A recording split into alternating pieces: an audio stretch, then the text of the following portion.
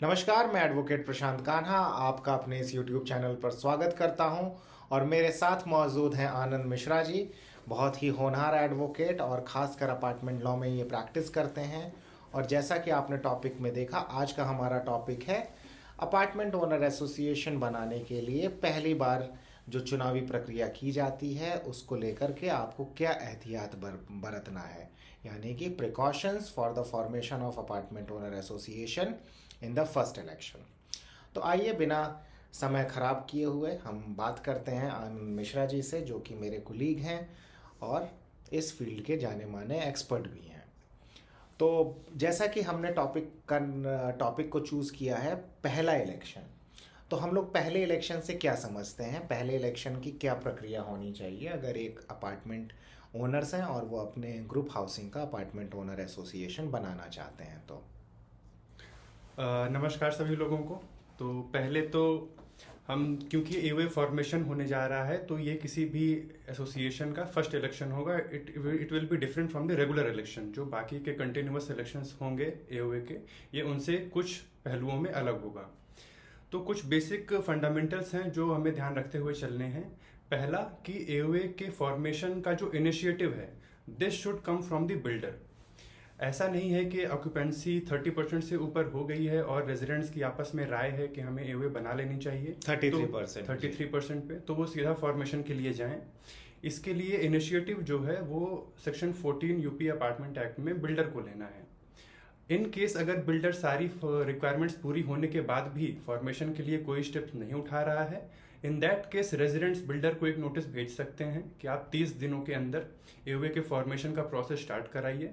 Otherwise residents खुद अपने आपस में एक मीटिंग करके और एओए का फॉर्मेशन शुरू करेंगे। तो जी हाँ, नहीं, जैसे आपने कहा कि अगर सारी रिक्वायरमेंट पूरी हो गई है तो वो सारी रिक्वायरमेंट क्या है एक एसोसिएशन बनाने के लिए, बस मैं उसी को ऐड करना चाहूँगा। तो सेक्शन 14 के अंदर जो रिक्वायरमेंट है वो ये है कि अगर 33% ऑक्यूपेंसी हो गई है ग्रुप हाउसिंग की, लेटस से कि कोई एक ग्रुप हाउसिंग प्रोजेक्ट है और उसको डेवलपमेंट अथॉरिटी ने अप्रूव किया है 1000 फ्लैट्स के लिए, तो अब वहाँ पर लेटस से 400 फ्लैट्स बन चुके हैं और 333 घर ऑक्यूपाई हो चुके हैं, तो फिर एक अपार्टमेंट ओनर एसोसिएशन बनाना वहाँ पर मैंडेटरी हो जाता है। और साथ ही साथ वो जो, अब जाहिर सी बात है कि अगर 333 लोग रह रहे हैं या 400 फ्लैट पूरे हो गए तो ऑक्यूपेंसी सर्टिफिकेट उस प्रोजेक्ट को मिल चुका होगा। तो ऑक्यूपेंसी सर्टिफिकेट प्लस 333 यानी कि 33% की ऑक्यूपेंसी हो गई है। अब ये एक अलग टॉपिक हो जाएगा कि 333 लोग रह भी रहे हैं और ऑक्यूपेंसी सर्टिफिकेट भी नहीं है, तो उसको हम लोग अलग वीडियो में डील करेंगे। वहाँ पर भी अपार्टमेंट ओनर एसोसिएशन बिल्कुल बन सकता है। तो आनंद, अगला इशू ये है कि जैसे सब लोग वहाँ पर रहते हैं और अब बिल्डर ने एक्सेप्ट कर लिया है कि हाँ आप लोग अपार्टमेंट ओनर एसोसिएशन बनाइए, तो बिल्डर को क्या प्रक्रिया अपनाना चाहिए, पहला स्टेप क्या होना चाहिए बिल्डर के द्वारा? पहला स्टेप जो बिल्डर को लेना चाहिए एओए के फॉर्मेशन के लिए, वो होना चाहिए कि वो सारे रेजिडेंट्स नहीं बल्कि अपार्टमेंट ओनर्स की एक मीटिंग कॉल करे, जनरल बॉडी मीटिंग। उस मीटिंग का एजेंडा क्या होगा ये पहले से ही स्पेसिफाई करे जीबीएम के नोटिस के साथ में ही। जो 3-4 सेट एजेंडा होंगे, जैसे कि एओए का फॉर्मेशन और बोर्ड ऑफ मैनेजमेंट का election if possible in that meeting. तो ऐसे 3-4 एजेंडा होते हैं जो नोटिस के साथ में देने होते हैं। तो ये होता है फर्स्ट स्टेप जो बिल्डर को लेना है। तो इसको मैं थोड़ा आगे डिस्क्राइब कर देता हूँ। तो देखिए, चूंकि बिल्डर को बनाना है और बिल्डर को ये भी दिखाना है कि जो प्रक्रिया है वो फेयर एंड ट्रांसपेरेंट है और कहीं से भी उसका कोई कंट्रोल नहीं है इस इलेक्शन पर, या जो भी बॉडी चुन कर आएगी, जो बोर्ड चुन कर आएगा उसके ऊपर उसका कोई कंट्रोल नहीं होगा किसी तरीके से। They are not interested and influenced by the builder. तो उसके लिए जब आप वो पहली जीबीएम बुलाएगा, वो नोटिस जारी करेगा कि चूंकि सेक्शन 14 के अंदर रिक्वायरमेंट पूरी हो गई है और मैं अब जो है यहाँ पर अपार्टमेंट ओनर एसोसिएशन बनना अनिवार्य है, इसलिए एक जो है सारे अपार्टमेंट ओनर्स की मैं मीटिंग बुला रहा हूँ। और उस अपार्टमेंट ओनर, उसमें जो एजेंडा होगा वो पहली ही मीटिंग में तय कर सकते हैं। वो होगा कि पहले एक तो इलेक्शन कमेटी बनेगी। पहला तो ये होगा कि अपार्टमेंट ओनर एसोसिएशन बनाया जाए। दूसरा ये होगा कि apartment owner association model bylaws को अडॉप्ट किया जाए। तीसरा ये होगा कि इलेक्शन और अगर इलेक्शन होता है तो इलेक्शन कौन कराएगा। तो अब उसके दो तीन, अब इलेक्शन कौन कराएगा इसके लिए एक प्रक्रिया जो आमतौर पर अपनाई जा सकती है, अपनाई जाती है, वो ये है कि वो पहले से ही नाम इनवाइट कर ले वॉलंटियर करने के लिए, कि जिनको जिनको भी आपको इलेक्शन कमेटी में आना है और आगे इलेक्शन के पूरे प्रोसेस को कंटिन्यू कराना है, वो लोग अपना नाम सजेस्ट करें और वो फर्स्ट अपार्टमेंट ओनर होने चाहिए। और जैसे लेटस से कि 5 नाम आते हैं, कब पहले से डिफ़ाइन करें कि 5 लोगों की कमेटी होगी, और ये भी लिखा जाए कि अगर 5 से ज़्यादा हमको नाम रिसीव होते हैं तो हम वहीं पर जनरल बॉडी मीटिंग में ड्रॉ ऑफ लॉट्स कर लेंगे। तो ड्रॉ ऑफ लॉट से आपकी ट्रांसपेरेंसी भी आ गई और किसी तरीके का कोई बायसनेस भी नहीं रहेगा। तो एक ये जो है प्रक्रिया बिल्डर के द्वारा अपनाई जा सकती है वहाँ पर। तो जब जनरल बॉडी मीटिंग होगी तो उसका क्या जो स्टेप होंगे जनरल बॉडी मीटिंग के, उसको लेकर के क्या प्रिकॉशंस होने चाहिए वो अब आप बताएं। पहला प्रिकॉशन ये है, क्योंकि ये पूरे ग्रुप हाउसिंग की एओए होगी, सारे अपार्टमेंट ओनर्स इस एसोसिएशन का ऑटोमेटिकली इसके मेंबर्स होंगे। मैक्सिमम पार्टिसिपेशन इंश्योर करे बिल्डर, और इसका एक सेफगार्ड अपार्टमेंट एक्ट में दिया भी गया है कि अगर कोरम पूरा नहीं होता है जीबीएम का तो उस मीटिंग को 48 आवर्स के लिए पोस्टपोन कर दिया जाएगा, नॉट लेस देन 48 आवर्स, ताकि जो मेंबर्स नहीं आए हैं, जिनको जानकारी नहीं मिल पाई है, वो लोग भी इस मीटिंग में पार्ट ले सकें। और देखिए, जो भी मीटिंग हो एक सफिशिएंट टाइम देना चाहिए। कम से कम मुझे लगता है कि चूंकि पहली बार एसोसिएशन बनने जा रहा है तो 1 महीने का तो टाइम होना ही चाहिए जनरल बॉडी मीटिंग कॉल करने का, कि अगर आज आप नोटिस दे रहे हैं तो 4 हफ्ता, और उसको आप बार बार सर्कुलेट करते रहें, सो दैट कि कोई व्यक्ति ये ना कह पाए कि एक सफिशिएंट टाइम जो है नहीं दिया गया था।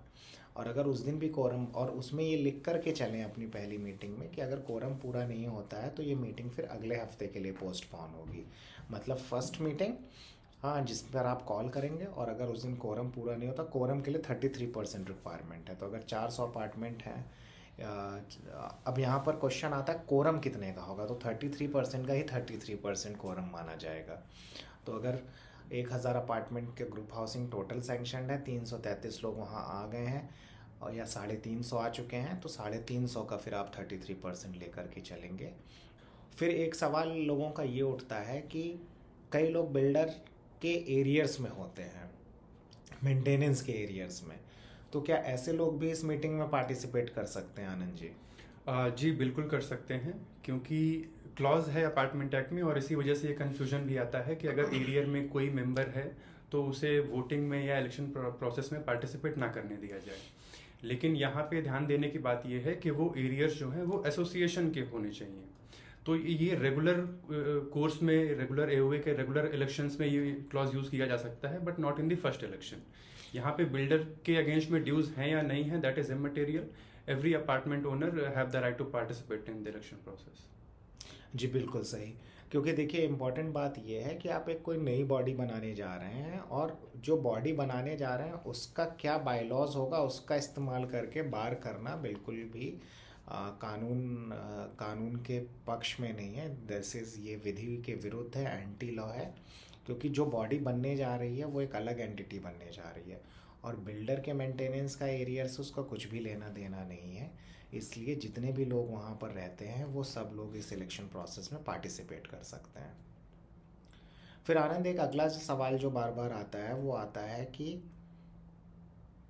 फर्स्ट ओनर, जहाँ पर भी को ओनरशिप होती है प्रॉपर्टी की, तो बिल्डर का लीज होता है या फिर बिल्डर का क्या नाम है, बिल्डर बायर एग्रीमेंट होता है, तो वहाँ पर एक का नाम ऊपर लिख दिया जाता है, एक का नाम नीचे लिख दिया जाता है। जबकि कानून के हिसाब से को ओनरशिप का मतलब होता है कि undivided interest in the entire property.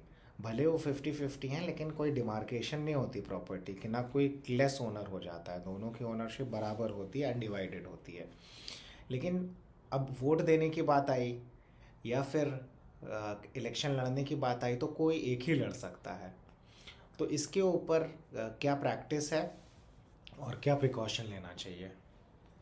देखिए, जैसा आपने बताया कि फर्स्ट ओनर या फिर सेकंड ओनर का कॉन्सेप्ट इन जनरल ही गलत है। वहाँ पे सारे को ओनर्स होते हैं with equal rights and undivisible interest in the property. लेकिन अपार्टमेंट एक्ट ये भी कहता है कि जो वोट कास्ट करेगा या जो कंटेस्ट करेगा वो फर्स्ट ओनर ही होगा। तो यहाँ पे फर्स्ट ओनर का जो डेफिनेशन है ये कहीं पे दिया नहीं गया है। तो जनरली इन प्रैक्टिस क्या होता है कि सेल डीड में या फिर बीबीए में अलॉटमेंट एग्रीमेंट में अगर 2 या 3 नाम हैं तो उसी में से पहले नाम को फर्स्ट ओनर मान के और उसी को राइट दिए जाते हैं। इसी के लिए शेयर सर्टिफिकेट भी इशू करने का प्रोविजन है मॉडल बाईलॉज में, जहाँ पे को ओनर्स को ये डिस्क्रिशन मिलता है कि वो एग्जिस्टिंग को ओनर्स में से किसी एक का नाम रिशफल करके नंबर 1 पे दे सकते हैं और उसको फर्स्ट ओनर बना सकते हैं for the purpose of election process. पर चूंकि यहाँ पर अभी बॉडी रजिस्टर्ड नहीं है और कोई एसोसिएशन नहीं है तो शेयर सर्टिफिकेट देना नामुमकिन है। तो इसलिए जब आपका पहला इलेक्शन होगा तो आप जो आपका लीज सब लीज डीड है या फिर जो आपका बिल्डर बायर एग्रीमेंट है उसके बेसिस पर आप जिसका नाम सबसे पहले है उसी को वोटिंग राइट देंगे और उसी को कंटेस्टिंग राइट देंगे।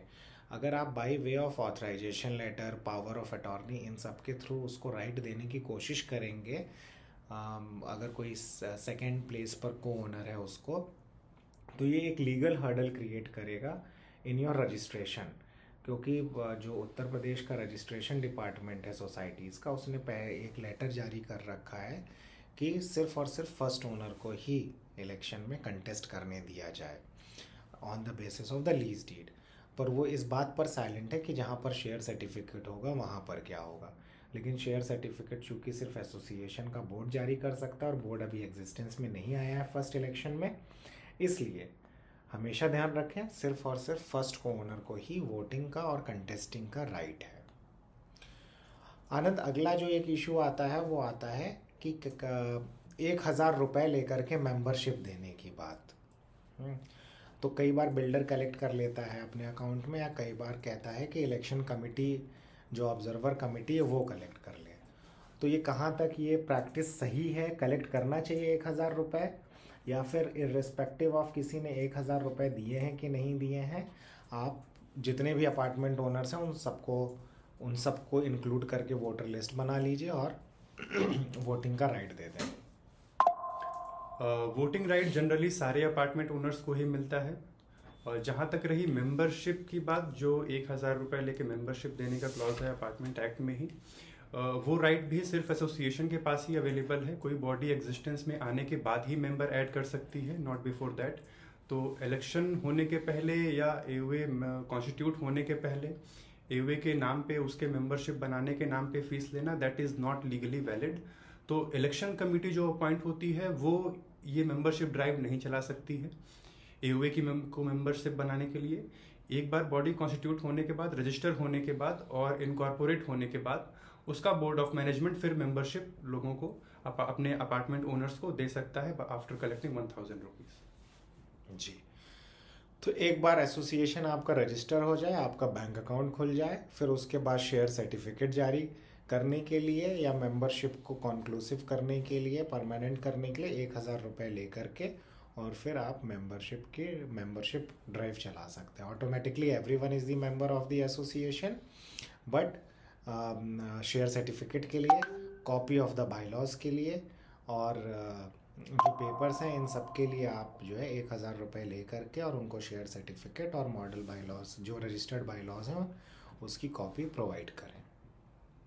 एक और क्वेश्चन आता है कि क्या इलेक्शन पोस्ट वाइज होना चाहिए या फिर बोर्ड ऑफ मेंबर के लिए होना चाहिए, मेंबर ऑफ द बोर्ड के लिए होना चाहिए। तो आनंद जी, इस पर क्या सुझाव है आपका? देखिए, बोर्ड ऑफ मैनेजमेंट जो होता है उसके 4 प्रिंसिपल ऑफिस बियरर्स होते हैं। First is president, second is vice president, third is secretary and fourth is a treasurer. इसके बाद जो लोग होते हैं वो मेंबर्स होते हैं। इस बोर्ड ऑफ मैनेजमेंट के जो ऑफिस बियरर्स हैं इनका इलेक्शन बोर्ड ऑफ मैनेजमेंट आपस में ही करता है, ना कि रेजिडेंट्स या अपार्टमेंट ओनर्स। तो अपार्टमेंट ओनर्स सिर्फ 10 मेंबर्स को इलेक्ट करते हैं, फिर वो 10 मेंबर्स आपस में एक मीटिंग करके अपना डेजिग्नेशंस डिसाइड करते हैं बाय वोट ऑफ मेजॉरिटी। हाँ जी, तो कभी भी इलेक्शन को आपको पोस्ट वाइज नहीं कराना है, बिल्कुल उसी पार्लियामेंट स्ट्रक्चर में ही जैसे हमारे देश में होता है कि आप मेंबर ऑफ पार्लियामेंट चुनकर भेजेंगे। अब आपस में कौन उसमें रक्षा मंत्री बनेगा, कौन प्रधानमंत्री बनेगा, ये वो लोग आपस में खुद ही डिसाइड करेंगे। फिर एक और क्वेश्चन आता है कि क्या ये लोग ग्रुप बना करके, मतलब कि पार्टी बना करके भी इलेक्शन लड़ सकते हैं कि जैसे ग्रुप 1 ग्रुप 2 ये लोग बना कई सोसाइटीज़ में बनाते हैं कि 10 लोग एक तरफ और 9 लोग एक तरफ आ गए कि अगर आप जिताते हो और 9 लोग एक तरफ आ गए, तो क्या ये अलाउ करना चाहिए इलेक्शन कमेटी को? इस पे कोई बार नहीं है, ना ही इसको रेगुलेट करने का कोई क्लॉज, ऐसा कोई प्रोविजन दिया गया है। लेकिन फिर भी इन प्रैक्टिस कहीं किसी किसी ग्रुप हाउसिंग्स में ये देखने को मिलता है कि लोग 10-10 लोगों का ग्रुप ही कंटेस्ट कर रहा होता है बजाय इंडिविजुअल मेंबर के। लेकिन जो वोटर्स हैं, जो अपार्टमेंट ओनर्स हैं, उनको ये डिस्क्रिप्शन हमेशा अवेलेबल है कि वो इस ग्रुप के 2 लोगों को वोट दें और बाकी के ग्रुप के 5 लोगों को वोट दें। तो they are not bound by the practices of these groups कि हाँ आपको एक ही ग्रुप के 10 लोगों को चुनना है, आप किसी को भी चुन सकते हैं। बट उसमें हमेशा वही एक प्रैक्टिकल प्रॉब्लम आती है कि 5 इस ग्रुप के आ गए, 4 दूसरे ग्रुप के आ गए। हाँ, तो फिर उसमें जो है तो फिर वो डेजिग्नेशंस डिसाइड करने की मीटिंग्स में वो एक डेडलॉक क्रिएट करता है। डेडलॉक क्रिएट होता है, डिसीजंस नहीं हो पाते, वो कभी साथ में काम नहीं कर पाते, और उससे अल्टीमेटली अपार्टमेंट की जो ग्रुप हाउसिंग है वो सफ़र करती है, वहाँ के रेजिडेंट सफ़र करते हैं। और कितनी बार तो ऐसा हुआ है कि आखिरी में 3-4 महीने के डेडलॉक के बाद दोनों रिज़ाइन कर देते हैं और फिर इलेक्शन होता है। बहुत सारे ऐसे एग्जाम्पल हैं, आप आसपास खोजेंगे आप किसी ग्रुप हाउसिंग में तो मिल जाएगा। तो कोशिश करिए कि ग्रुप्स को ना अलाउ करें और इंडिविजुअल को ही पोस्ट पर लड़ने दें, ताकि आपस में हारमोनी बनी रहे सोसाइटी की और अच्छे से जो है आपका एक अपार्टमेंट ओनर एसोसिएशन बन जाए। तो एक बार अगर अपार्टमेंट ओनर एसोसिएशन का ये थे डोंट्स, बाकी क्या प्रोसीजर है आप उसको हमारी वेबसाइट पर स्टेप बाय स्टेप गाइड में चेक कर सकते हैं, which may be helpful to you also. तो thank you Anand so much. हाँ, थैंक यू। हाँ, आपने समय दिया और आपका भी बहुत बहुत धन्यवाद, आपने समय दे करके इस वीडियो को देखा। अगर कोई भी क्वेरी हो तो आप हमें कमेंट्स सेक्शन के थ्रू क्वेश्चंस कर सकते हैं, और अगर वीडियो अच्छा लगा हो तो प्लीज़ लाइक करें, सब्सक्राइब करें, चैनल को प्रमोट करें, क्योंकि जहाँ पर अवेयरनेस होगी वहाँ पर प्रोसेस सही फॉलो होगा तो लीगल प्रक्रिया से आप बच सकेंगे। That is all in this video. Thank you so much.